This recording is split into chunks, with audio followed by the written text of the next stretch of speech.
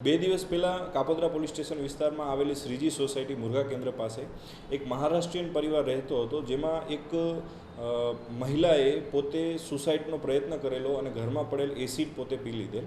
ત્યારબાદ એને હોસ્પિટલ લઈ જવામાં આવે છે. હોસ્પિટલમાં ટૂંકી સારવાર બાદ એનું મૃત્યુ થાય છે. પોતે શરૂઆતથી જ અનકોન્શિયસ હોય છે, જેથી પોલીસ રૂબરૂ કોઈ નિવેદન લઈ શકાયેલ નથી. ત્યારબાદ આ મહારાષ્ટ્રીયન ફેમિલીના પરિવારના જે પિયરના સભ્યોને બોલાવતા પિયરના સભ્યો ગઈકાલે આવેલા અને પોતે એવી જાહેરાત પોલીસ સમક્ષ કરેલી કે ભાઈ અમારી દીકરી છેલ્લા 5 વર્ષથી આ વ્યક્તિ સાથે લગ્ન સંબંધમાં જોડાયેલી હતી, જેને 2 સંતાનો હતા. એ દીકરીને અસહ્ય ત્રાસ હતો અને શારીરિક તથા માનસિક ત્રાસના હિસાબે દીકરી અવારનવાર અમને ફોન કરતી, અમને જાણ કરતી.